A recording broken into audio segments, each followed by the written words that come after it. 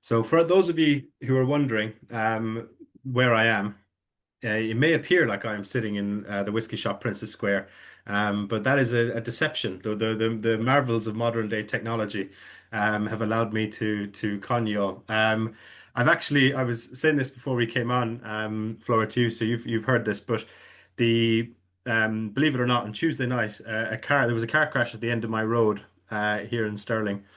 Thankfully, everyone was okay, but they took out our telegraph pole.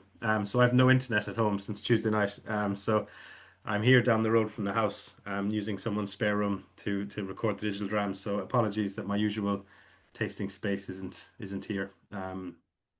So yeah, this isn't a giant bottle of Yamazaki next to me. Um, so that's my story. You're coming from Edinburgh, Flora, are you? Yes, I am. I realise I immediately don't sound like that. I didn't grow up in Scotland, as you can all probably tell. I grew up in the south of England, but Scotland has been my home for the best part of 10 years now. And I'm based in my flat in Edinburgh right now, pretty chilly flat in Edinburgh. And I'm hoping my Wi-Fi connection will stand the test of time tonight. Let's see. I'm sure, yeah. I mean, we've veterans of the digital drams will know that we've had a few hairy internet moments, but it always works out in the end.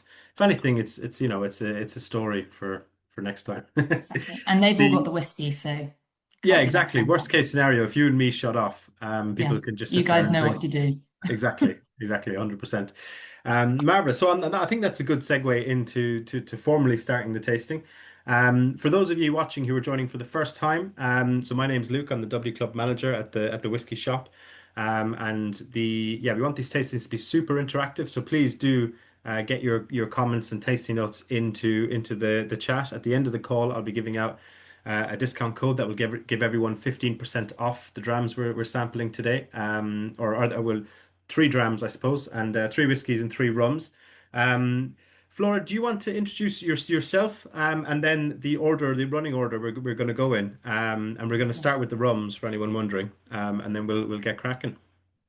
Although yeah, that's a thank different you, rum Luke. brand. Sorry, not cracking. Oh gosh. Yeah, gotta be careful with that one. Um, okay, hi guys. Thank you so much for having me. This is my first time with the Whiskey Club, so very excited. It's also a real treat to be able to give a tasting from the comfort of my own home. I am the European brand ambassador for International Beverage, so you may have come across our brands before. We own a number of distilleries across the world. The most familiar might be our five distilleries in Scotland, which are Old Pulteney, Balblair, Speyburn, Knockdhu, known as Annock, single malt, and Balmenic Distillery, which we don't bottle as Balmenic whiskey, but we do produce Kuvrin gin there, which should be familiar to some of you. We then own a cognac house in the southwest of France. We own a beautiful distillery called Cardrona in New Zealand, which produces a range of spirits. And lastly, and most importantly for tonight, we own a number of distilleries in Thailand. And this evening, you have the pleasure of trying two of our Thai brands. Now, first thing I want to stress is that these are two separate brands. We would usually not combine these tastings, but we wanted to bring a little bit of kind of Thai heat to everyone's evenings, given the change in the seasons and how chilly it is at the moment. So we're going to start tonight with Phraya Rum, and then we're going to move on later on to Prakaan single malt whiskey. So the running order is going to be first with Phraya, we're going to go for Phraya Elements, then Phraya 8-year-old, and finally Phraya Gold. And then when we switch over to whiskey, we're going to start with Prakaan Select Cask, then on to Double Cask, and then finishing with peated malt. So we're starting on the sweeter end of things and we're ending with a hit of peat. So I think that's quite a reasonable way of conducting the evening. Yeah, and we'd like to know in the chat if anyone's tried these before, particularly the rum. We'd like to know if you've any prior experience at these tastings. So Very good. I'll be stealing that one. See if you can do something like that for Prakan. I dare you. we'll see. I've got a bit of time to play with now. So. Okay, fab. So if you're happy for me to get going, I think the first thing I'd like to invite everyone to do is to go right ahead and open up the first sip of the evening. I won't say dram since it's a rum, which will be Prior Elements. So I'd love for you guys to open this up, go for it, get stuck in, get your nose in there, go for a taste while I kind of introduce you to the brand in general. It should help to situate yourselves a little bit in Thailand. So Prior is a molasses-based rum from Thailand. All of these rums are aged, so you should be getting quite a lot of oak influence coming through on these rums as well. You'll notice immediately that there's a lot of sweetness. It's a very kind of vanilla caramel forward rum. But a key point that I always love to stress about Prior is that there has been no sugar added. So it's a real natural sweet flavour. And you should also notice a fair amount of tropical fruit coming through. So, as you can probably tell by the name, Prior Elements is a non-aged statement. I can tell you that it's a blend of aged rums up to about 7 years old. So you'll notice there is a fair amount of complexity to it. You get a little bit of spice from the wood, but it's definitely a kind of sweeter note forward rum. So what is Prior? Prior is a rum from Thailand, and a lot of people find that to be quite surprising. Perhaps when you think about rum, you think about the Caribbean or South America. But it might surprise some of you to know that rum is actually the most widely produced spirit in the world. I'm pretty sure there's not a single country in the world that doesn't produce some form of rum. And Thailand happens to be the third largest producer of sugarcane in the world. Now, sugarcane is, of course, the raw material needed to produce all rum. So we take that sugarcane, which is harvested in central Thailand, and we refine it down into a thick molasses, which is a thick, dark substance, a bit like treacle. And by starting with this as our raw ingredient, we're really foregrounding those brown sugar notes, which is why you're going to get a lot of caramel off of Elements. What are you thinking, Luke? Yeah, no, it's incredibly drinkable, very sweet. It's not got the kind of mouthfeel I was expecting. I don't know, it's kind of it's like a light oil. It's very interesting. I'm more interested to hear what people at home think, but yeah, I think it's good. It's I'm trying to think, were they called gold bars? Those little, I don't know if you remember them. Were they white chocolate coated but like a caramel biscuit in the middle? Sounds nice. I Let me don't see if remember I it, can but find it. okay. That's I what I'm love it getting when from this. I love it when people bring analogies forward. I think the white chocolate comment's really interesting because it is that kind of that very, very rich sweetness. And people are always surprised to hear that there's no sugar added. It's purely natural flavor, which comes from the fact that we use all American oak ex-bourbon barrels to mature our rums. They're primarily first fill, but there's some second fill in there as well, and they're all heavily charred. So actually, Tony's commented that there's after the caramel note, there's also lovely coconut coming through. Those notes are very much coming from those heavily charred American oak casks. Aha, you've put a link in the chat to the Yeah, chocolate bar. Thank of you. course. There's yeah, lovely. I do get the coconut, especially the more you sit with it. More on the nose though than the Yeah, taste, or the palate rather. yeah. That's what I'm looking for. But yeah, definitely there. Certainly. I think so. First of all of these rums, the first three that you're trying tonight, these all come in at 40% ABV. So it's a very, very accessible ABV, which is perhaps why you're not kind of feeling a huge amount of mouthfeel, which is potentially something you're used to if you're drinking all of those lovely whiskies that I can see on the shelf behind you. But to start with, this is because the first expression of Prior that we're trying tonight, this Elements, this is our very much entry-level rum, and it's a rum that we want people to have fun with. It's not necessarily the rum that you're going to buy to sit and drink neat. It's definitely something that's brilliant to mix with. It's definitely something that's fun to make cocktails with, or just kind of stir it down with ice and some ginger beer. That's also absolutely fine. It's got something for everyone because there are interesting notes there, but it's also fun to play with. It's Hmm. it's a fairly accessible price point, and it's a really nice introduction to Thai spirits, I think. Yeah, that was the next thing I was going to say. It is accessible price point. So we're selling it online for £39, but you with the 15% code you'll get at the end of this tasting, you'll get that for just over £33. So for a rum, yeah, that's I think for very approachable enough that because it's clearly good enough that you could sip away at it, but at that price point you'd have no issue mixing it, I imagine as well.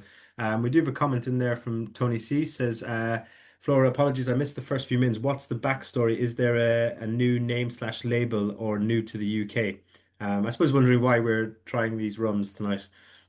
Yeah, for sure. Tony, thank you for the question. I mean, I probably dived straight in there. I always like to get people drinking immediately on these things, so apologies. Um, so, in terms of the backstory, this is a Thai rum owned by a Thai company. So, many of you won't know this, but my company, which owns all of the aforementioned distilleries, it is a Thai company. So this isn't a case of a Scotch whisky company acquiring a rum distillery in Thailand. It's sort of the other way around. Anyway, Phraya was first launched in 2011 in Thailand. But the history of rum distilling in Thailand goes back a lot further. So rum has been created in Thailand for as long as anyone can remember. Sugarcane has been cultivated there since about 4000 BC. It's a very, very common practice to use these local resources like sugarcane or rice in other circumstances to produce spirits which are distilled locally and distributed locally. So if anyone has been to Thailand, you would have noticed that there is a incredible proliferation of wild spirits in Thailand. Most of them have names that I couldn't even pronounce, very colourful labels, and they tend to be consumed in a very specific manner. So usually it would be someone's coming to dinner, they buy a bottle, and the bottle's opened in front of everyone. Everyone has a bucket of ice and some water, and it's very much a communal drinking occasion. Usually, how do I phrase this? Slightly lower end spirits. But Thai Bev, the company that owns Phraya, they decided that they wanted to produce something that could be recognized and appreciated, not just within Thailand, but on a global scale. They wanted to kind of elevate this history of distilling that there is in Thailand using wonderful local raw materials and raw ingredients to produce a rum that could kind of fight it out with the best, if you will, on the global scale. So Phraya was conceived in 2011, and then it kind of made its way over to the Western world and was launched in the UK and in Europe back in 2019. Of course, then came COVID, so it was a slightly slow pickup. So in the last couple of years, we've been really bringing Phraya out there. So you should be seeing more and more of it, but no, it's not an existing label with a new name. It is a new product. Hmm. Yeah, no, it's exciting. We got another question in there from Mike. Well, it's more of a comment, but we'll turn it into a question. So you can see it being, excuse me, can see it being good for mixing slash cocktail. Is there a recommended serve with this or a suggested serve? There isn't one, to be honest. There's quite a few. So if you're wanting to mix this at home and you don't want to go through all the faff of cocktail making, I definitely recommend serving it on plenty of ice in a tall glass, a double measure, and top it up with ginger beer or ginger ale, something like that. A kind of dark and stormy-esque simple mixed drink. Cuba Libre with quality cola. I like it, Tony. That's a great comment. Equally, we've done quite a few events recently. I've been in Europe for some drinks festivals, and we've been making daiquiris and mai tais with prior elements, which goes down really, really well. I find that the rum has enough body to it that when you do mix it, you're not just overshadowing all of the flavors in there. You're kind of able to amplify them, which is always good fun. Hmm. No, definitely. And yeah, Jimmy said I find that it grows nicely on me. And yeah, I mean, Stevie said does it appear in any particular cocktails, but I suppose we kind of covered that. But yeah, or is there a particular? The I was going to say the fact that, so as Jim said, it grows nicely on me. I think what you'll all see this evening with the progression of these three rums, these three expressions are not vastly different from one another in terms of background, process, maturation. Effectively, what we're going to see in these three drinks is that they all go through the same process, they all use the same raw materials, and it's simply a question of length of maturation. So, what you're going to see really nicely is how those flavors and aromas develop and grow with kind of successive years of maturation, which I think is it's really nice to chart in order like this and to see which one people prefer. Hmm. So yeah, excited to hear people's feedback as we go along. Yeah, definitely. Well, that might be a good segue maybe to come on to the elements. Because I don't know if you would suggest this or if people at home want to this, but I'm going to keep a bit of this based off what you just said in my glass, so I can compare it to the Elements 8-year-old. So I imagine, just guessing by the name, this is shot in the dark. Is this so basically a similar whiskey aged up Ding, ding, ding. For a or minimum similar of rum? Sorry, but yeah. 8 years. Yeah, don't worry. I can't tell you how often I accidentally say whiskey when I mean rum. And when I'm dealing with brands called Phraya and Prakaan, it's a lot of mental gymnastics that goes on. But yes, so let's move on to the second rum. So this is Phraya Elements 8-year-old. Apologies also, there's an ambulance going past my house. I don't know if everyone can hear that. Um, so yes, Phraya Elements 8-year-old. Same concept, but it's been matured for a minimum of 8 years. I'll be completely frank with all of you. This is the most recent addition to the range. So 8-year-old was only launched back last year in 2024. This is largely because the Western market, wow, it loves to see an age statement. Honestly, which I totally respect and I totally understand. But in Thailand, that was never really a big problem Mm. for the brand. Um, People could kind of recognize the value and prestige in it without a number on it. But we've recognized that people on this side of the world, it adds a certain degree of confidence, which is fair enough. So, same raw ingredients. We're using that molasses. We're fermenting that. We're using our own proprietary strain of yeast, which basically means we've got a specific strain of yeast cultivated for our rum. That's as far as I'm going to go on the yeast topic. Um, an interesting point about this one, or about all of them, the climate in Thailand is such that we have to take a lot of actions to regulate the temperature during the production process. So some of you may know that a lot of the flavors you get when you're creating a spirit come from the fermentation stage, namely a lot of tropical fruit flavors. And this is what you should really see coming out in Elements 8-year-old. This is where the tropical notes really start to develop. So a lot more mango, some pineapple, a bit of citrus, these kind of sharper fruity notes start coming through. Mm. And as I said, these are largely developed in the fermentation stage. What you don't want is for your fermentation to happen too quickly because all the yeast dies off and the flavors aren't allowed to develop. And that is what will happen in a hot climate. So at our distillery, we have to use cold water jackets around each of our fermenters or washbacks in order to regulate the temperature inside it Wow. and to allow it to happen slowly, which therefore allows us to get to a 72-hour fermentation. So kind of slightly longer than average Mm. in whiskey terms at least. So yeah, this is where we're getting all of that beautiful fruitiness from. You should then still notice the sweet caramel notes that are coming from those American oak barrels, those heavily charred barrels.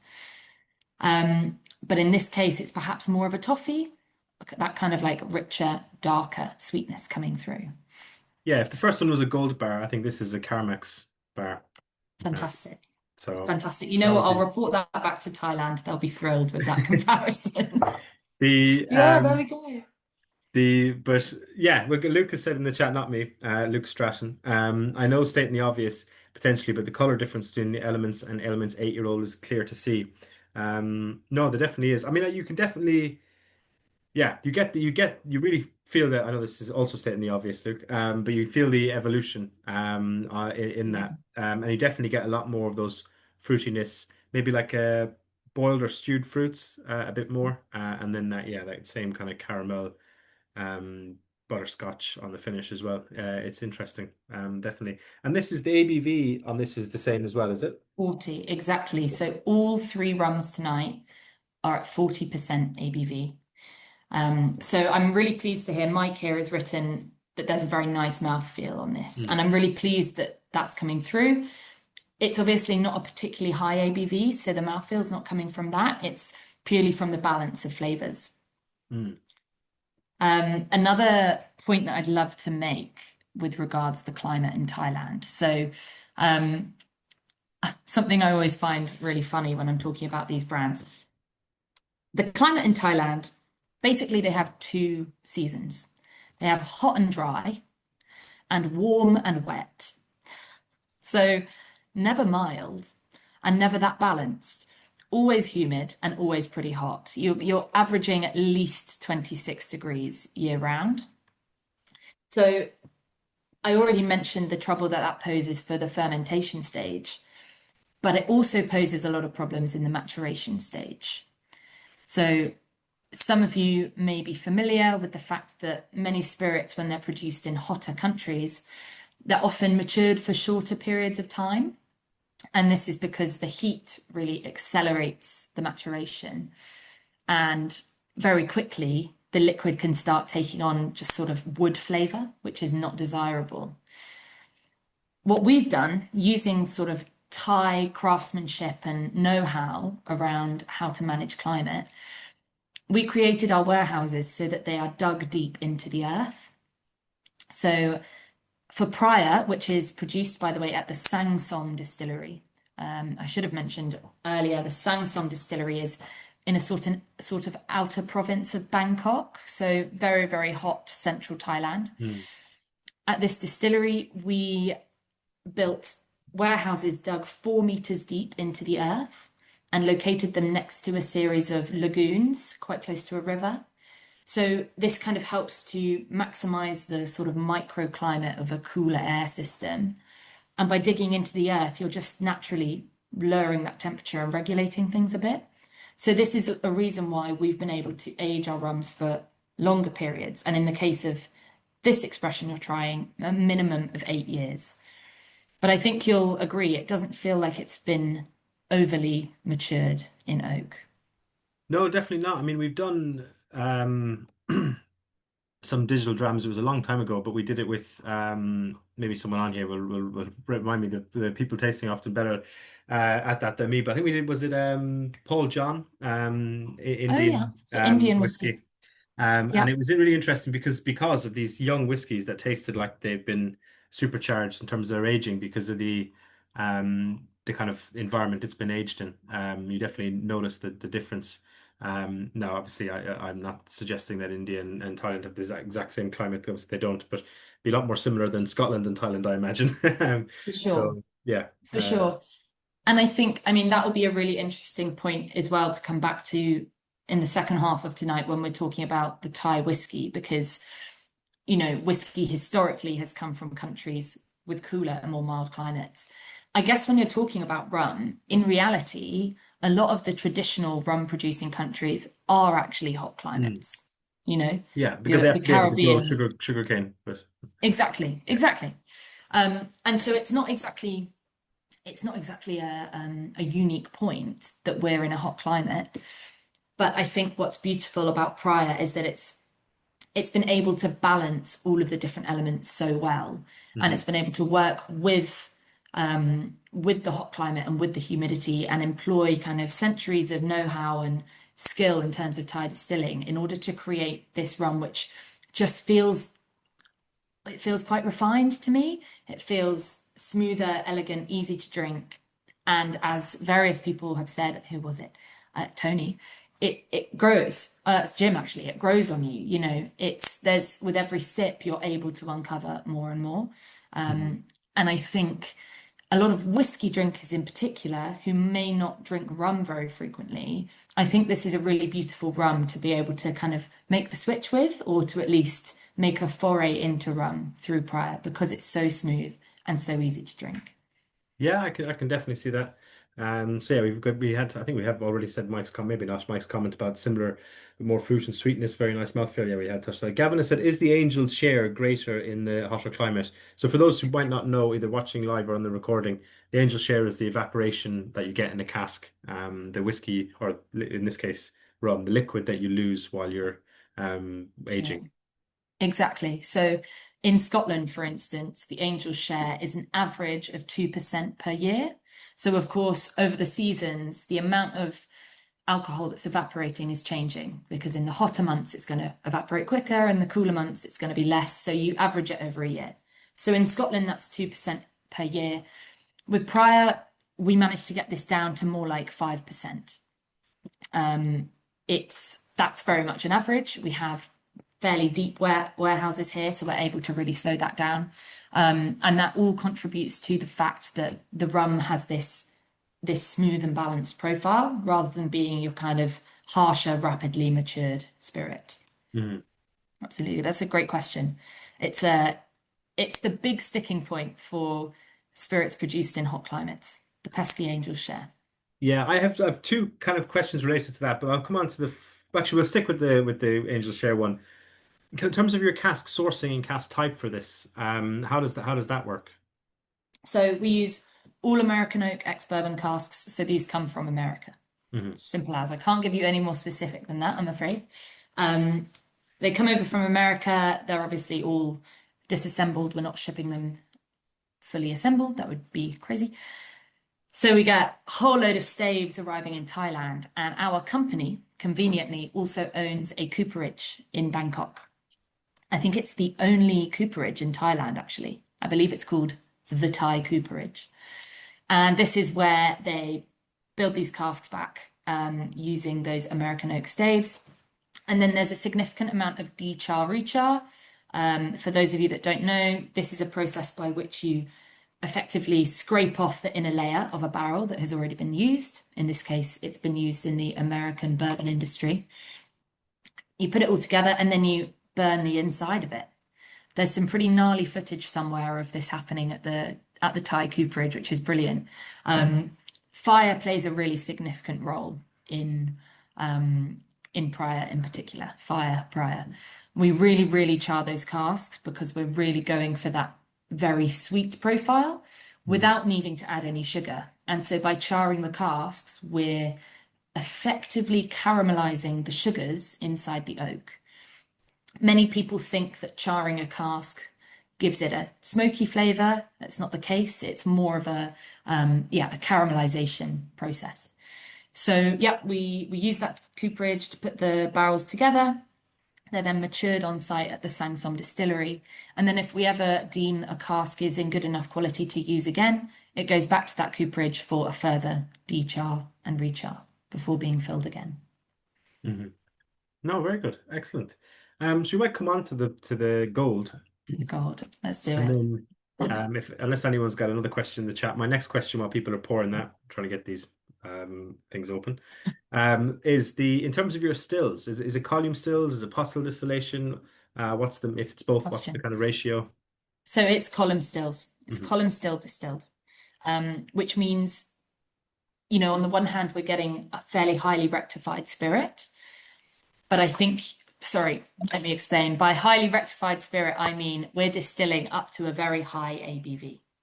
So a column still can be many stories high, and you put the liquid in at the bottom, the fermented low ABV alcoholic liquid.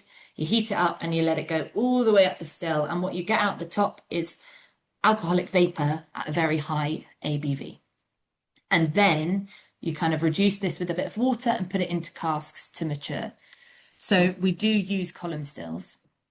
Now, many people will tell you, understandably, that pot stills, those copper pots, which tend to be used which have to be used in the single malt whiskey industry, these often kind of do more work to contribute to the character and flavor of a whiskey or a spirit, whereas a column still is traditionally used to distill things like vodka and neutral spirit for gin. And so you would usually associate a column still with a very kind of neutral spirit. But I think you'll agree when you're tasting Phraya, there is a huge amount of character Hmm. that is maintained in that spirit. So we're not distilling it to the, to the above and beyond. When we're talking about gold, which I'm hoping you've all got in your glass now, Phraya Gold is sort of the epitome of Phraya. It was actually the first edition to be launched. So when the company created Phraya as a brand, they didn't start small and work their way up. They just hit out with the kingpin of Phraya Rum.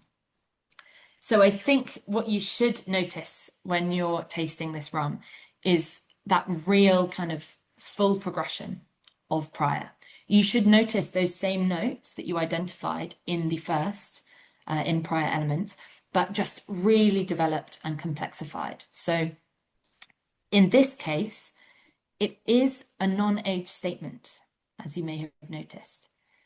Hmm. Like the first one, no age is attributed to this rum, but I can tell you that it is a blend of rums aged between 7 and 12 years old. So it doesn't have a minimum age statement, but there are significantly higher aged rums in this blend. And those aromas really show it. So you should be getting some really nice vanilla on the nose. Hmm. I notice in this one, the coconut is really pronounced. Yeah. There's a real creamy, coconutty, sweeter vibe. You'll still notice all those tropical fruits from the 8-year-old, but I find that the sweetness is kind of kicked up a notch in a more elevated way, more of those kind of delicate sweet notes coming through. Yeah, definitely. It reminds me of something I can't quite put my finger on. It's Um, probably another chocolate bar, isn't it it, probably Nick? is. Maybe Yeah. I yeah. It is one of the what were those? Remember those biscuits that were like biscuity base and then like marshmallow and then coconut on top, like grated on top.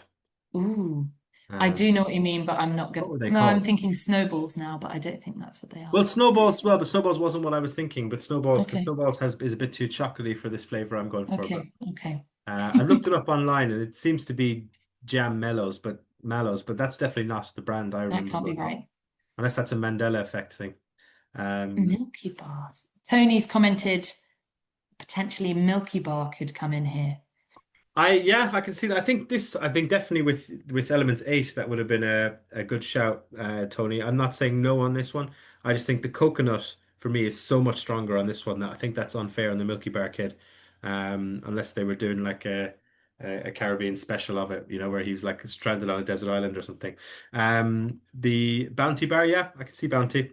Bounty. Yeah, that makes With sense. Tony. But again, I see what you mean. It doesn't, it's not a rum that kind of really makes you think chocolate, Yeah, right? no, not It's compared to the other two. Yeah. exactly.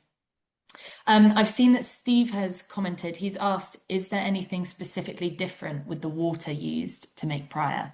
So I'm really glad this has been brought up. Thank you, Steve. This feeds into the kind of greater philosophy around Phraya rum. So firstly, I'll tell you that the distillery is located on the banks of the Tarchin River, and we use water from the river to make our rum.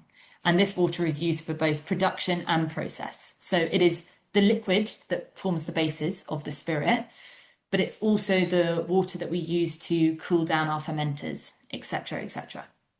So anyone who has been to Thailand or Bangkok or has maybe seen certain movies based there, you wouldn't necessarily think that the water coming from one of those rivers is something that you want to drink. I totally understand. It's a far cry from, spring water from Scotland. But I can assure you that all of our water is highly purified, goes through a purification system. So we have demineralized. We use reverse osmosis purification, if that's interesting to anyone. We are very much a part of the Tarchin River community. So we adopt a circulating water system. So we treat all of our wastewater, we save as much water as possible, and whenever we can, it goes back into the system. And if you'll allow me, I mentioned that this speaks into the Phraya philosophy. So I'm pretty sure none of you have a full bottle in front of you, but the visuals and the kind of branding around Phraya is all inspired by the ancient Asian philosophy of the four elements, which to some extent we'll all be familiar with. It's this ancient idea that every physical thing in the world is a product of the harmony between earth, water, fire, and air. And if you think about it, this is all of these elements are fundamental to producing an alcoholic spirit.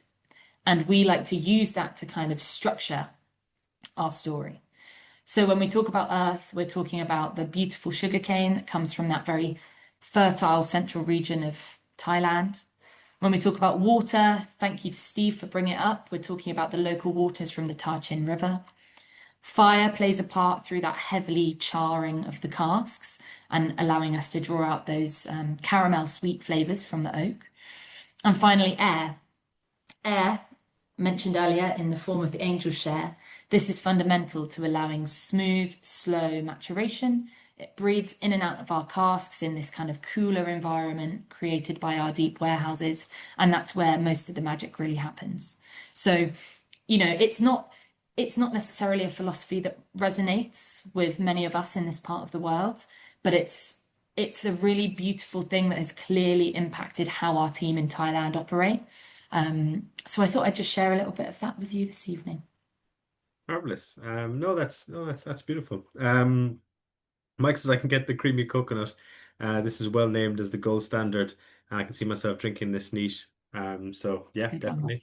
It Yeah. is giving me. I've never been to the Southern Hemisphere, let alone Thailand. So it is giving me wanting to visit. My brother was there a number of years back, and I can't imagine they sat around drinking a lot of sipping prior for the little taste nuts they picked up. But you never know. No, I think that's an interesting point as well. I mentioned at the beginning that a lot of spirits in Thailand are kind of locally produced, locally distributed, and enjoyed in casual drinking sessions.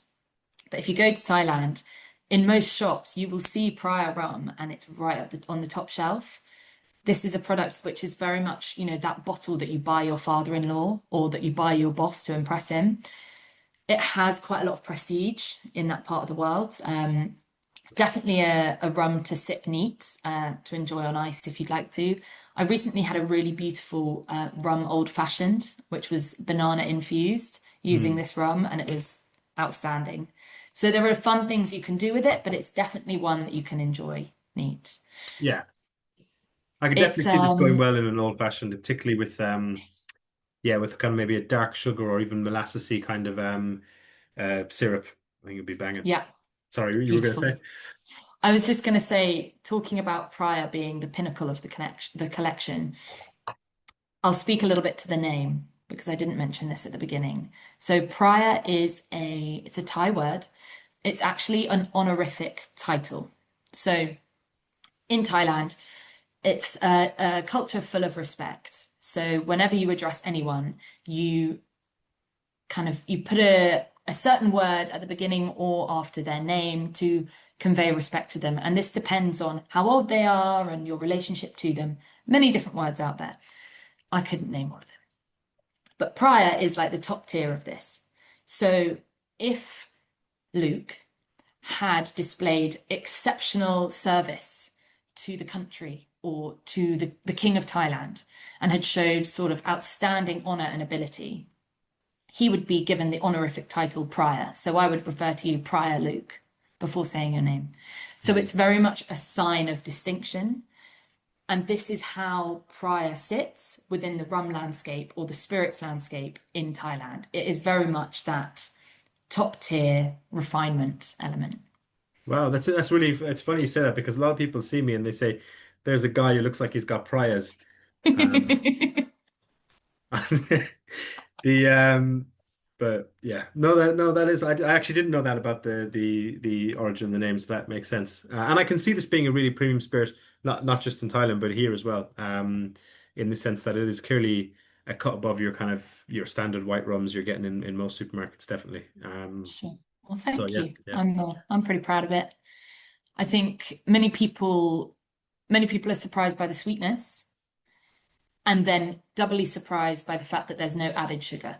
Because I think a lot of the rums you find on the market, you're either getting these slightly more crafty herbal rums, your rum agricoles, which are often clear. They're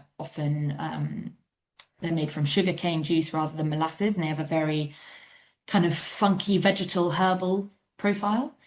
Then you've got lots of rums that are coming in at crazy high ABVs, which aren't necessarily accessible to a lot of people. Yeah, And overproof. then you've got the kind of party rums, which are often not aged. They've had, a load of spice flavoring and sugar added to them, and they're designed to only be drunk with Coke on a night Mhm. out. And I think Phraya sits in And this maybe with really the nice mixer as well. space. Yeah, for sure. And there's Sorry. nothing wrong with that. There's nothing wrong with any of that. But Phraya really sits in this position where it's naturally sweet and delicious, but it's not had a load of rubbish added to it. It's been aged, so it's taken on a lot of natural long-term flavor, but it's fun and it's there just to be enjoyed however you want to enjoy it. Yeah, yeah. No, that makes perfect sense. I mean, to me, I was surprised by, and it'd be good to get people's final thoughts before we move on to episode two, Prakan, the Prakan Strikes Back. Um, the when you said that it was all column stilled, because it reminded me of some rums, maybe some Caribbean rums I've tried that were like a blend of pot still and column still because it does seem to retain that flavor from the fermentation that you were describing that definitely seemed to have more to it. I thought maybe yeah it was like something I don't want to name other brands but ones that are maybe 30% pot still rums mixed with 70% column still because it is yeah it has got more complexity than you would think with that distillation technique. So Sure. Well, thank you. That's cool. That's a very, very good insight. And I will probably be stealing that and delivering that to people in tastings in the future. So thank you Well, very you can have much. it for free. The Thanks. this one, the gold Thai, the Thai gold Thai rum prior on our website is 56 pounds. You save £8.40 with the discount code we'll be giving out at the end. The 8-year-old, and I'm pretty sure this is a mistake. So strike while the iron's hot is actually the same price as the regular elements. Thanks. So I'm not sure if one is more expensive than it should be or the other one's cheaper than it should be, but strike while the iron's hot and buy it anyway. So yeah, that's one to watch out for. We've got a couple more comments here before we move on from the rums. Gavin has said, "Is there a huge market with rum and whiskey in Thailand?" So it's a really good question. He's mentioned the forgery market. So it's a really interesting question um, because it all speaks to regulations, right? So every country has different rules and regulations for what constitutes what. So in the UK, we're pretty clear on what a rum is, what a whiskey is, this sort of thing. In Scotland, in particular, the rules for Scotch whisky are incredibly tight. There are no rules defining what a spirit should be in Thailand, which is why there's no forgery because there are no rules to be broken, if you see what I mean. But there is this huge proliferation of spirits, which are kind of generic brown or white spirits, which people might colloquially refer to as rum or whiskey, except they're not going to be recognized in that way on a global scale. There might be a rum or whiskey that's primarily made from rice, which Mhm. doesn't really work. So the answer to your question is no, but there is a lot of kind of conflicting noise out there, which means that kind of presenting a spirit from Thailand, it takes quite a lot of work for us to show, no, no, no, this is a very good quality spirit, which can be respected on an international scale. And actually, Phraya Rum has been pretty heavily awarded already. In particular, Phraya Gold has received gold awards at the International Spirits Awards. So yeah, interesting question and a good one to bring up because it kind of really helps to illustrate the overall point. Yeah, perfect. And Lucas, it definitely has exceeded my expectations going into it. Not normally a rum drinker, but the Prior Gold is very good. Tony C said, thoroughly enjoyed these neat and would happily have some in the cocktail suggested. And Steve said, how different would these be if it was produced in a pot still rather than a column still? That's a really interesting question, Steve. To summarize the difference, pot stills basically distill to a lower ABV. You're only getting up to kind of like 60 or 70% ABV, let's say, whereas a column still can go all the way up to 97. And the higher ABV you distill to, the less character you're maintaining. You're basically stripping the character away, just getting pure alcohol. But we haven't distilled to that maximum level in our column still. We've gone up to the 70s, let's say. I don't have an exact figure for you, but we're not going all the way up to 95. So we're able to retain some of that character. Another key difference is that column stills, or the ones that we use, they're made of stainless steel, which are fairly inert, so they're not reacting. Whereas a pot still tends to be made of copper, and copper has the effect of kind of interacting with compounds in the spirit and adding and subtracting flavor, put simply. So I can't really tell you. We haven't tried to produce Phraya in a pot still, so I don't know exactly. But this is the real beauty of rum. The rum landscape is so diverse because there are no rules as to what you use to distill rum, really, put broadly. There is a famous distillery in Guyana. Is that right? In Guyana, in South America, which uses an incredible variety of different stills. They even have a wooden pot still, and somehow they're able to produce rum off of that wooden pot still. I've no idea how it works. But yeah, there's a lot to explore out there. I think rum is a really fun category. Hmm. And I hope that, some of you, if you're primarily whiskey drinkers, might have your interest sparked through Phraya. I do encourage you to obviously enjoy Phraya, but many other wonderful rums out there that are worth exploring as well. Yeah, definitely. And that's, I think that's a really good description you've done there and sort of explaining those two. I think that would be useful, regardless outside of rum. I think that would be very helpful. So I might clip that for anyone in future. Sure, for sure. The Yeah, so we the last comment I would make on these, apart from go by them, is the Phraya Gold. The more we sat with this while you were talking there, there's a lovely butteriness to it. It's really, it catches the back of your tongue. It's like it's Word lovely. is original. Yeah, well, yeah, maybe that's a good shout. Or the Roar's original ones that are slightly softer, not, they do one that's like the Yeah, same flavor, but it's not a boiled Julia fruit. ones. Yeah. Yeah, yeah. Hmm. Yeah, I think that's great. Great taste to know. I'm glad we're getting on the same wavelength here, We are. We are speaking a common language. Yeah. So we'll come on to Prakan, I suppose. I Yeah. don't know if we should leave So, the room and come back in different outfits or something so that well, everybody. I I can do an about turn or something. The thing I really want to highlight for people is that this is a complete gear change now. So I really recommend that you kind of close the chapter on Phraya Rum before we move on to Prakaan. Have a drink of water or anything else you've got around you.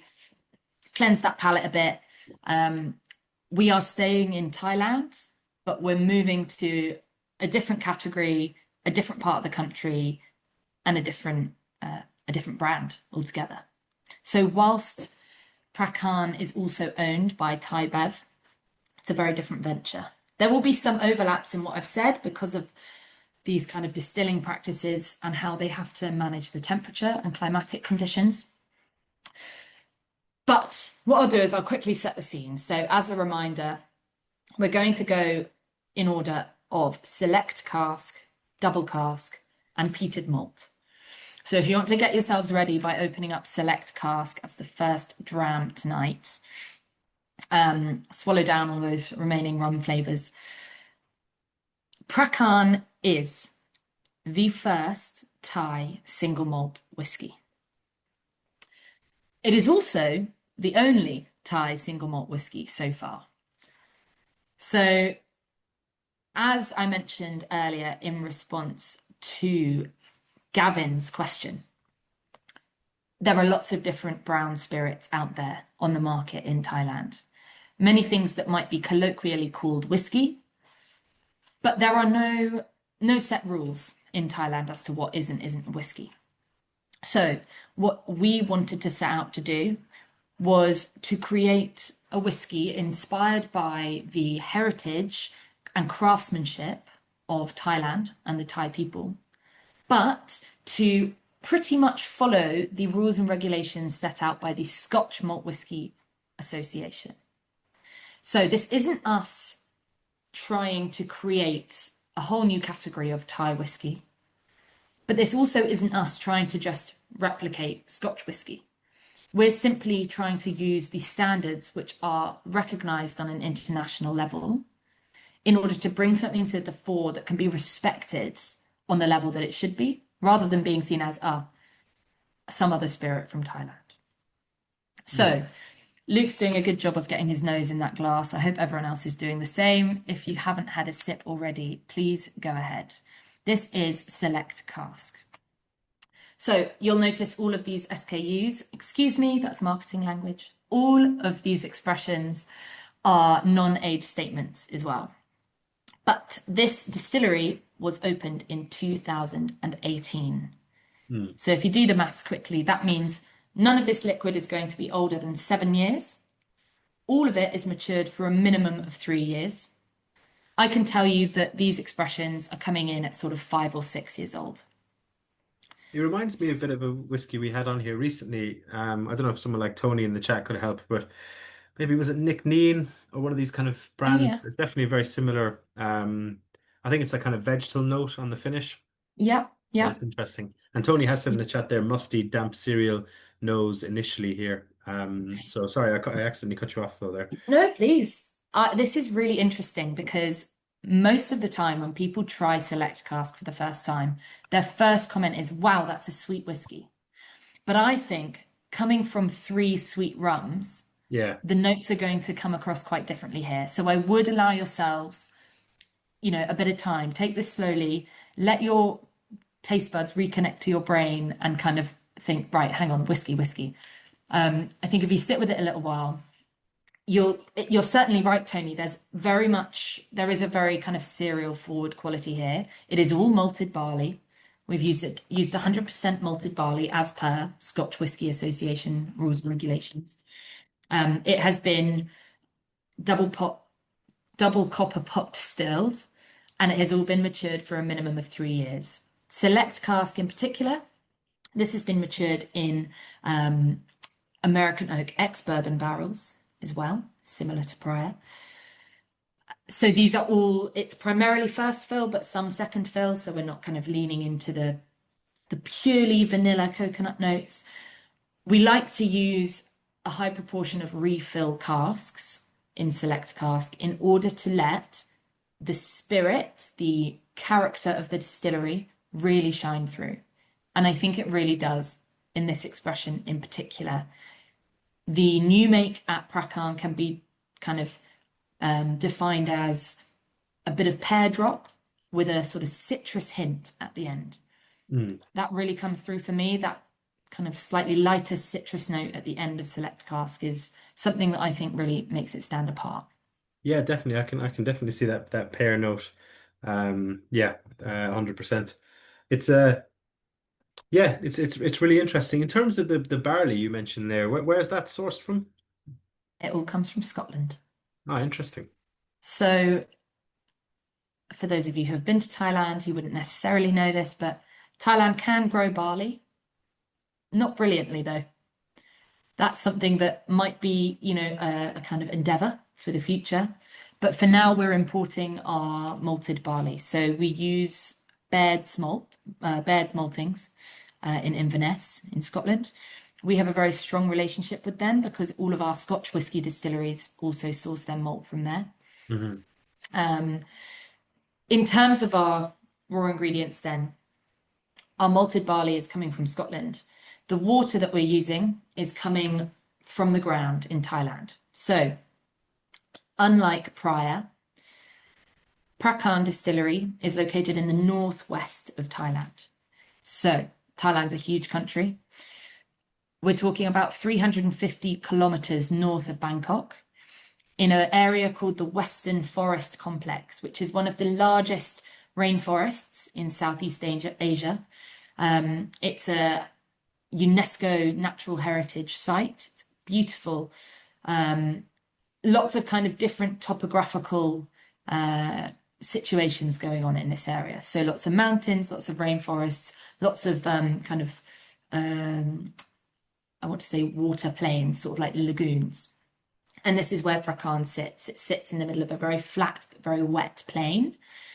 And we source our water from 200 to 400 meters underground from a sort of ground source reservoir. So it's very, very light, smooth, natural mineral water from the depths of the earth in Thailand. And then our third raw ingredient after the barley and the water is yeast. And once again, we use our own special strain of yeast for Prakaan. Hmm. No, wow, it sounds amazing. The Micah said malty cereal, pear sweetness, and smooth.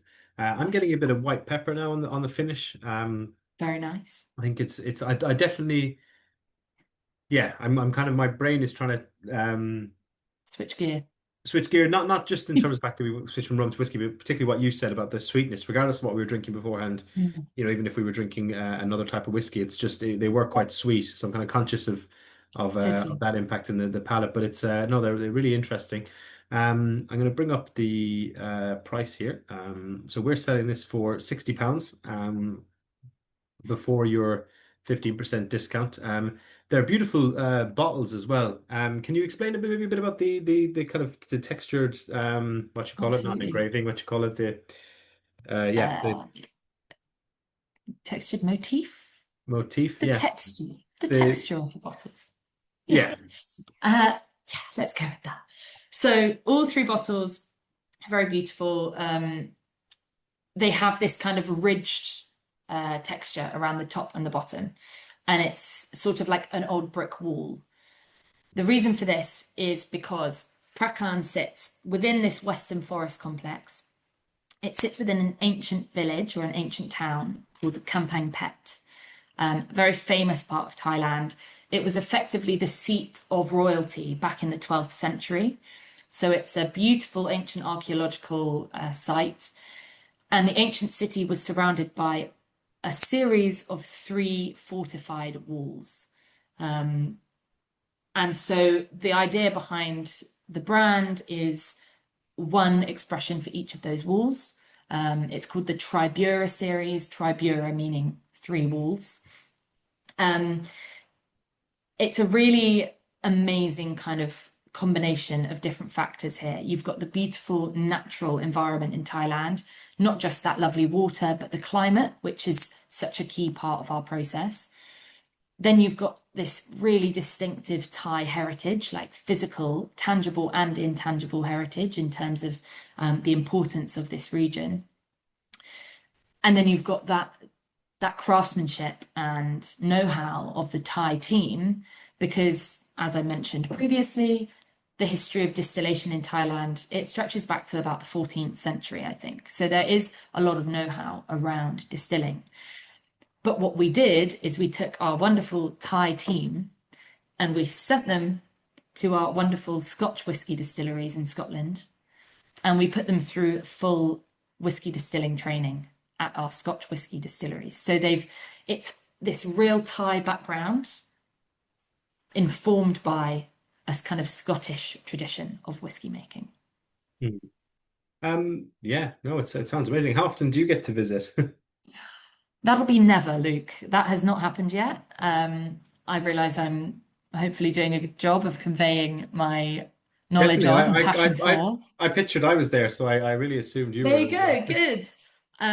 No, if anyone would like to send an email to my boss and let him know that it's very important that I go there, that would be really helpful. It's definitely on the list. As I said, I'm the brand ambassador. I need to know everything there is to know. There is a strong argument for not being able to do that until you visited. So I think it'll be happening probably next year.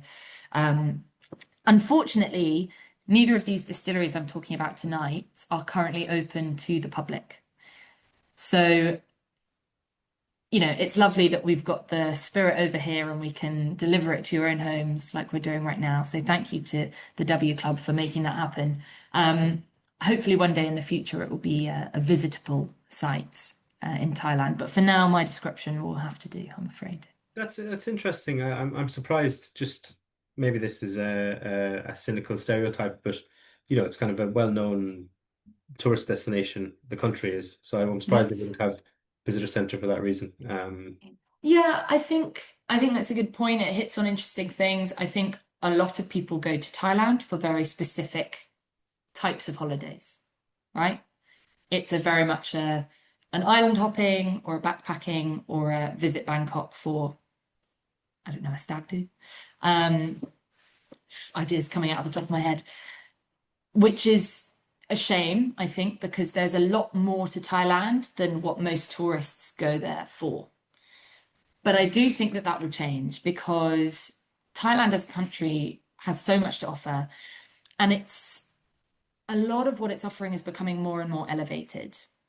So since we're talking about spirits, people often go to Thailand and they try great local food and they drink cheap local beer and maybe try some cheap random spirits, which is fab, amazing, good to try. But the Thai bar scene is actually really popping off, if I may say. It might surprise people to know that some of the best bars in the world, as recently decided by a global organization, some of the best bars in the world are in Bangkok. And the kind of culture of mixology and producing really, really high level, elevated drinks and spirits is very real and alive in Thailand.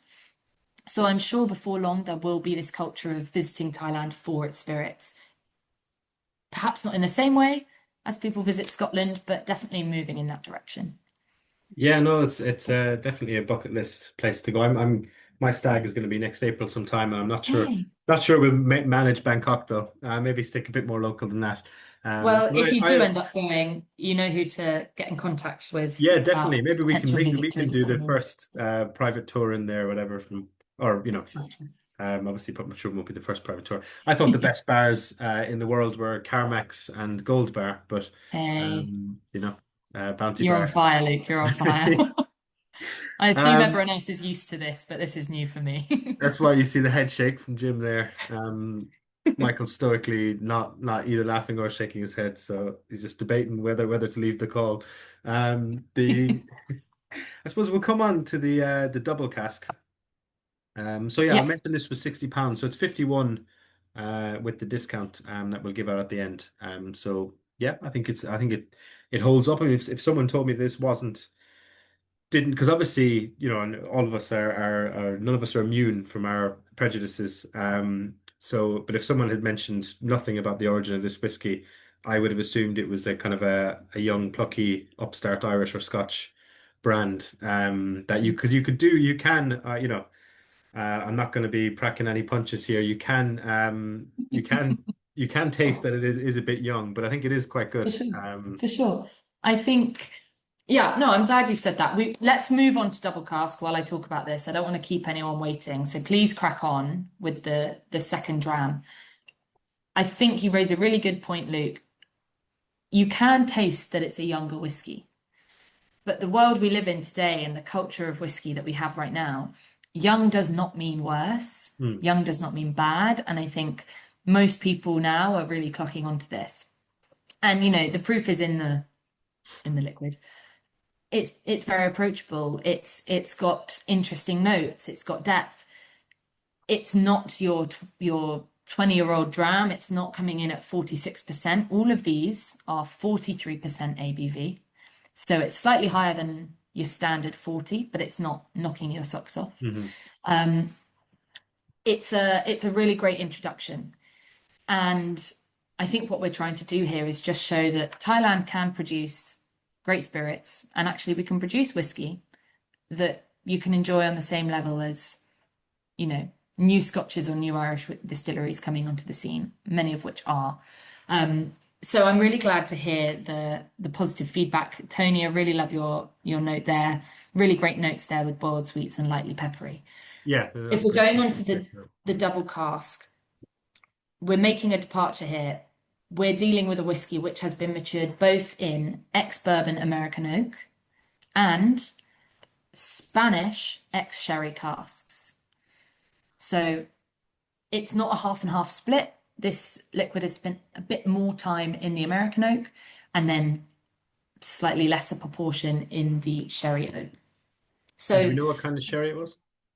yes, so it's Oloroso, and these casks come from Jose y Miguel Martin, which is kind of they're cask experts in Jerez in Spain, so the sherry producing region of Spain. And what they do for us is they make sure that they pair the right kind of sherry casks to the right kind of spirit. So they have worked with us to make sure they're producing casks for us, which really work with the spirit of Prakaan.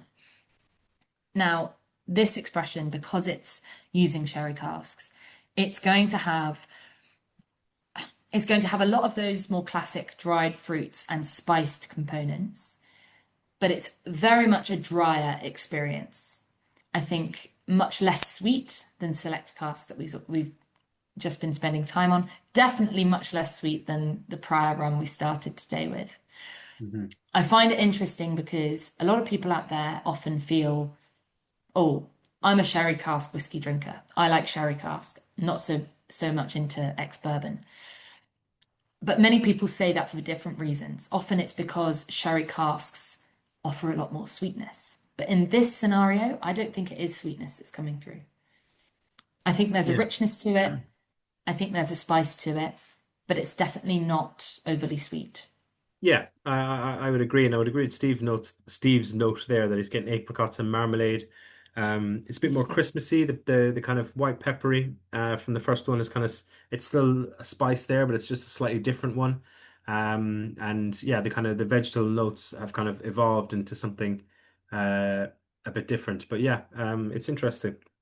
Yeah. It's a really interesting drama. It's one that maybe I need another a bit more time with, to be honest. Yeah, I think definitely do take your time. As I say, we're really assaulting your senses tonight. So I'm a huge respect to everyone on this tasting tonight because there's a lot going on.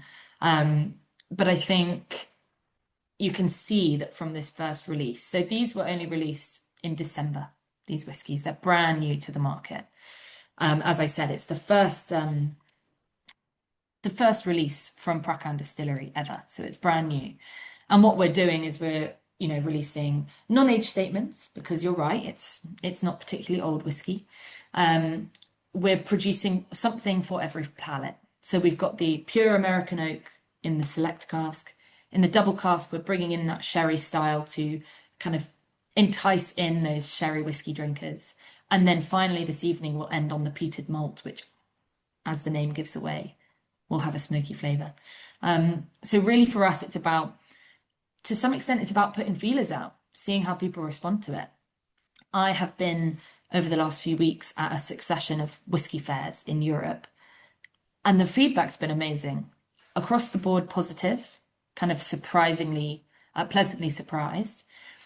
And people have either preferred select cask and peated malt, excuse me, or they've preferred double cask. There's that kind of separation in flavour preference. What do you usually go for, Luke? Are you more of a bourbon cask or a sherry cask man? I'm considering I'm like a heterosexual white male and completely unoriginal in all my opinions. It would be sherry cask, but the but to be honest, we discuss on these tastings a lot of different cask finishes. I mean, especially when you're marrying them like this, it's horses for courses, really. For sure, Like for yeah, sure. I am seeing as you're I'm not going to repeat what you said, but yeah. seeing as you're what you said, I'm the stereotypical, you know, young white female in the sense that I'm an absolute sucker for refill bourbon cask whiskey. That for me is just the pinnacle. Not ashamed to say it. Originally, I was a little ashamed. I thought it meant that I was basic and that my palate wasn't very refined. But a colleague of mine put it really nicely and said, "Well, if you love whiskey in refill bourbon, then you're a true whiskey fan because you don't need anything to cover up the flavor of the whiskey," Yeah. which is obviously a joke, but I do kind of like the sentiment. I do think that kind of refill bourbon casks allow distillery character to shine best, kind of unadulterated. But sherry casks have so much wonderful flavor and character to bring to the table that they're not to be overlooked, that's for sure. Yeah. Um, Totally. Chris has just said in the chat there, if we all like the same, there would only be one. And that's true. quite And right. some of the most tremendous, I mean, it depends what you're looking to achieve. I mean, this thing is, it depends on the quality of both the casks. I think if you're looking at like really aging, like some of the oldest whiskies I've ever tried, wouldn't work if they weren't in an ex-bourbon cask because Yeah, the other notes would dominate them too much. And so exactly. it depends. And some of the most tremendous whiskeys I've ever had have been like ex-bourbon. You can get a real, um, sort of honeycomb vanilla flavors through there that are just exceptional. So it is, everyone loves different casks. But if you were islanding me and say you'd only have one for the rest of your life, I'd say, okay, look, it's going to have to be sherry. Um, Something. but yeah, I Good think. luck making that bottle last for the rest of your life. Yeah, well, this is the thing with this, and this one's got a slightly longer finish for me, and I always wonder is that the sherry. I Yep. think when you introduce, even if it's a very small ratio of sherry to a marriage of whiskies, even if it's 80% bourbon or 90% bourbon, that bit of sherry might not come through in the flavor, but it just elongates the finish. It Yeah. just lets it lets it hang around there, and you're off a bit longer. So I think that definitely has helped on this release. Yeah, for sure. No, I think you're right there. I think also important to highlight is that this expression, the double cask, we haven't gone in order of price here because actually the double cask is at the higher price point out of these three. And that's for two reasons. Number one, sherry casks are by nature more expensive than bourbon casks, um, more in demand, harder to get your hands on. So that adds to the price. But double cask is actually slightly older than the other two. So, as I say, no age statement given, but this is closer to your 7 year mark in terms of liquid, which is perhaps why you're getting that longer finish as well. Yeah, definitely. Um, so this has got a. The double cask, I can't remember if I said this already, but it's £75 before you get the 15% off with the discount at the end. It's 63.75. So yeah, I don't think that's a bad price point for those. Will we come on to the peated cask? Let's do it. Let's bring it home. So, final expression here. I don't think you'll have any problem picking up the peat here. It's not a highly peated whiskey, but it will certainly kind of sit apart from all the different flavors that you've been trying tonight. So give yourself a moment to, you know, I don't want to say wash your mouth out. That sounds pretty harsh, but to cleanse your palate is perhaps the way to put it. Um, I'm getting notes of clearasol. yeah, very good. Very good. So, where am I? Peated malt. As the name suggests, we use peated malt for this Interesting. whiskey. I thought I was there because that was what I was wondering was, is it going to be peated aged cask or is it going to be peated malt? So Exactly. I often make the mistake of saying peated cask because the others have cask in their name, but no, no, no. This is peated malt. So, as you already know, because I we think source. I've called this peated cask. Oh, we can't see the label. So my apologies, Oh, folks. I'm spreading no. misinformation, and I'm also cutting you off No. from your flow. So That's um, okay, please. Well, let the record show this is peated malt. Um, so we source all of our malt from Baird's Maltings in Scotland. Um, we also, so the peated malt is very much the same. We get it from Scotland. Now, I'll try and do this as quickly as possible so not to bore people. Peat is an elusive thing. Some of you might love peated whiskey, some of you might despise it. My hope tonight is that you recognize that some whiskies can sit sort of in the middle. This whiskey, peated malt, has a beautiful amount of influence of that distillery character, that kind of pear drop with a citrus hint. It's maintained by the fact that we have used refill American oak ex-bourbon barrels. So we've brought in a lot of nice sweet vanilla notes without overwhelming that distillery character. And kind of enveloping all of it is this beautiful, warm, peaty smoke flavor. So there should be enough going on here that it's attractive even to those people that don't love peated whiskey. Go for it on the nose, you will certainly notice that smokiness. But when you go for it on the palate, you should notice that the flavors play around a little bit and weave in and out. Now, many people, when they think of peat, think of a very specific flavor. You might be thinking of your West Coast Islay and Campbelltown whiskies, your things like Kalila, your Lefroigs, anything with a very heavy smoky flavor. But all of those sorts of whiskies, they use West Coast or island peat. Now, peat is effectively kind of like calcified earth. It's earth that has been compacted over many millennia and kind of retains the character of what was growing in that earth at the time. So West Coast peat is going to have quite a salty iodine flavour because it's coastal. However, for peated malts, We source our peat from the northeast of Scotland. I should probably do it that way for people looking at me. Northeast of Scotland in Aberdeenshire. It's from a place called St Fergus. The earth in this part of Scotland has an ancient forested character and has been home to heather for many thousands of years. So the peat itself doesn't have that salty coastal flavour. It has more of a kind of woody, herbal kind of warming flavour. It's a lot softer, it doesn't overpower, and it balances super nicely with American oak maturation in particular. Yeah, no, it's really it's got a lovely it's like charcoal. I mean, I know that you mentioned the char in the casks doesn't do that, but it Mhm. has a ironically a charcoaly kind of smoke to it, but it's also really sweet. Can't quite this, yeah, can't quite put my finger on it, but it's really interesting.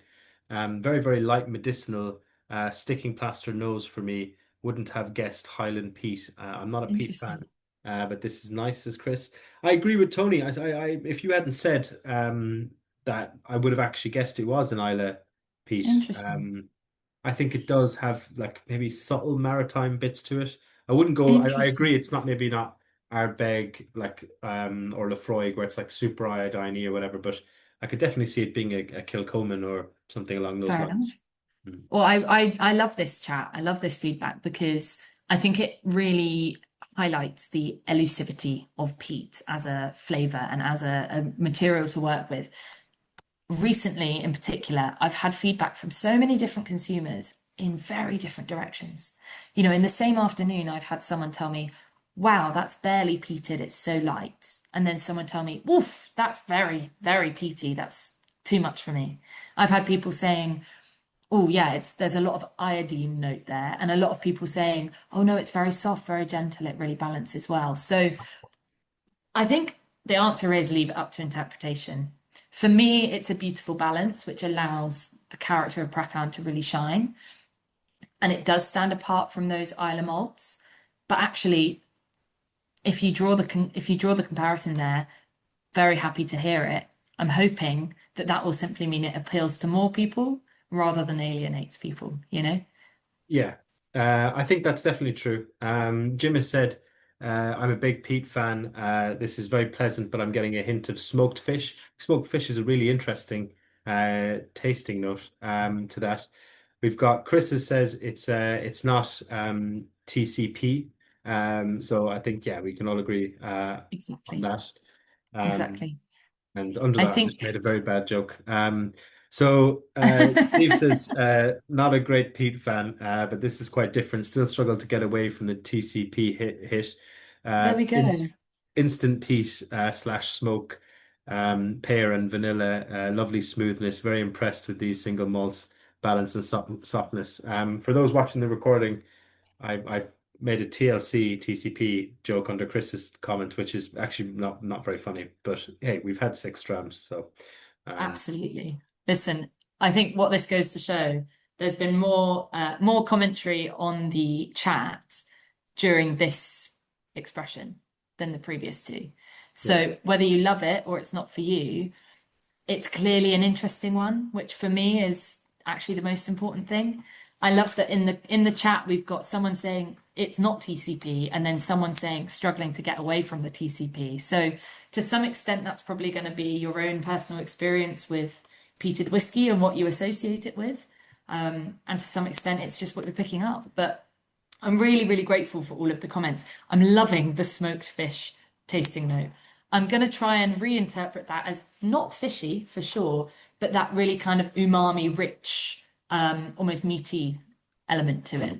yeah, That's what we'll go that's how with, I pictured it. Yeah. certainly. It's interesting. We've also lost our first customer of the night who dropped off the call. So that's the other side of it. That could have been Bye, my joke Stephen in the Fisher. chat. Um, Micah said instant peat slash smoke, pear and vanilla, lovely smoothness. Very impressed with these single malts, balance and softness. I think that's very true. That's lovely. Pleasantly surprisingly complex flavors going on for a whiskey of this age. And Steve says, grit. Oh, Sorry. I thought that was like some sort of internet meme. I didn't understand.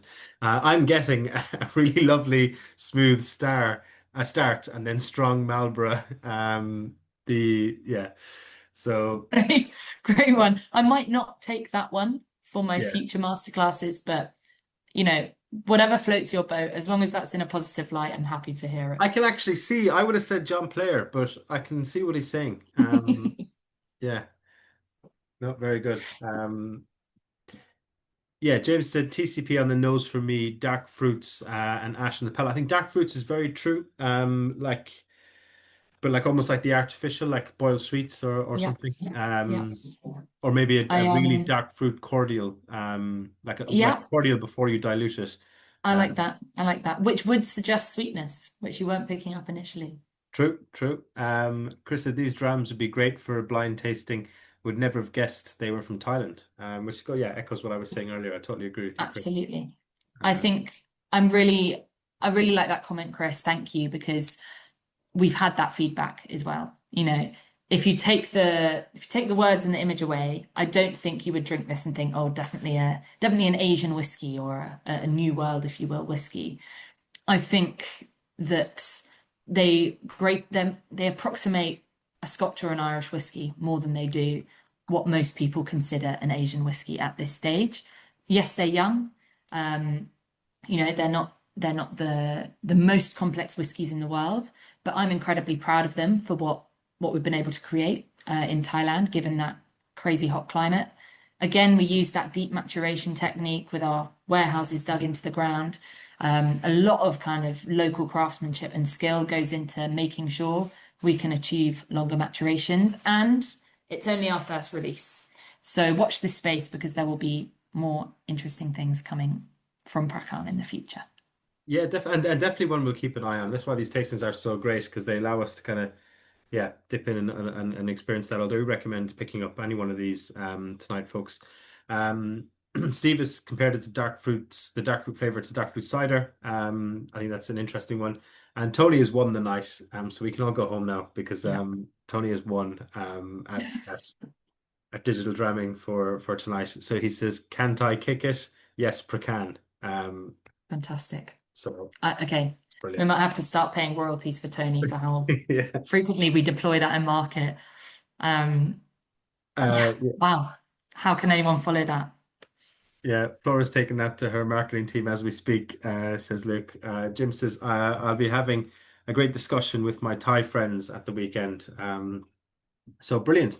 So normally this is at the time of the night where people kind of rank their drams. I suppose just because we were kind of two tastings in one, I suppose building on what you were saying earlier on, it's maybe like if we were doing a Diageo tasting and we tasted Gordon's and Tanqueray and then went on to taste Johnny Walker, you know. They might Mm. be the same company, but obviously they are very different. So maybe rank the rums differently, folks, than the whiskies in terms of which was your favorite of the night. And I'll put the discount code up now, actually. It's WS25PP, and that will get you that's Phraya Prakaan. I just realized saying that out loud that sounds a bit daft, but that wasn't my intention. So WS25PP will get you 15% off all the whiskies and rums we've tried here tonight on the website. Unfortunately, the peated cask is called peated cask on the site, which wasn't me, so I'll get that corrected.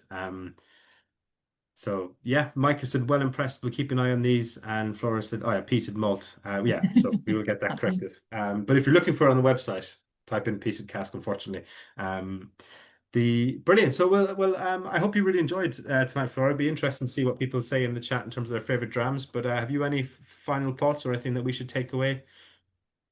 To be honest, just thank you so much for having me. It's been a real pleasure to do a tasting like this with so much engagement and with, you know, more of this dynamic situation. I can't tell you the number of times I've had to stand up in front of a group of people who don't want to contribute anything, and you're just desperately begging for their approval. So really nice. I'm glad that I've been able to share something different with you tonight. Um, yeah, keen to hear what your preference was, and hopefully you'll consider rum a bit more here and there because it's definitely a spirit that can be enjoyed neat or on the rocks the same way that whiskey can. Yeah. we could all get together and go for a park rum at the weekend. Stop. We'll sit we'll sit around drinking while everyone else does 5Ks. Um, Fantastic. the Should so the probably not very good to do at 9 a.m. in the morning, mind you.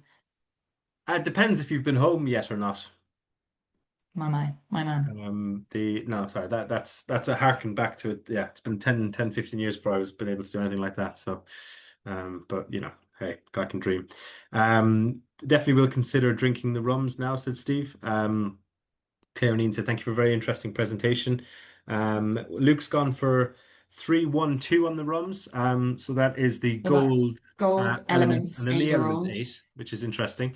And then the 546 So on the double cask, select, and peated. Interesting. yeah, and then Claire and Ian have gone 564 and 312. So it's interesting that's a couple of people who've gone for the elements over the aged elements in the rum. Yeah. I And like yeah, that. five does seem to be It's a great example for older isn't necessarily better, yeah, which is, I yeah. think, just a rule to live by in spirits because there's some amazing young stuff out there. 100%. Definitely. Um, yeah, I mean, neither is more expensive equal better either. Although my sister, I was talking to her last week, and she just goes for if she wants to buy something quality, she just finds the most expensive thing, and that's Right. Hey, that was it. She everyone's was got their like, oh, niche. I got the best new smartwatch out there. I was like, oh, really? What features does it have? And she's like, I don't know. It was just £50 more expensive than the other ones. So I was like, okay, it must be the best. Right. Okay. The Luke said there's a reason why these digital drams are on Thursdays and not Friday night. Luke needs to prepare for the park runs. Exactly. 100%. Right. Definitely. That is no that is true. I did consider moving them. For those watching who don't know, I'm a Chelsea fan, and they got into the when they qualified for the Conference League last year. I missed all the games because I was doing whiskey tastings, so on a Thursday night. But there you go. Marvelous. So yeah, there's some interesting gold. Seems to be the comfortable winner. Although Chris has disagreed, he's gone with the Elements 8. And yeah, the Oloroso, the Oloroso, the double cask seems not Trebuchet. I'm getting the two mixed up. No, it is Tribura series. Yes, that's the true. Has has seemed to have won the whiskies. So that's interesting. So yeah, folks, please do watch out for our next tasting. It's going to be with Highland Park, and that'll be on sale in the next couple of weeks. And then we're hoping to get at least three more in before Christmas, if not, and maybe a fourth bonus one. So keep an eye on your emails and that. So Flora, maybe we'll get you back on again. Please. I mean, I say that as if I mean we would be privileged to have you back on again. No, absolutely. I would too. It's really cool thing you got going on here. And I work with a lot of different spirits, so just give me a shout. Marvelous. We'll talk to you soon. Thanks everyone for joining, and we'll see Thank you, you all. everyone. Bye. Have a good evening. Bye.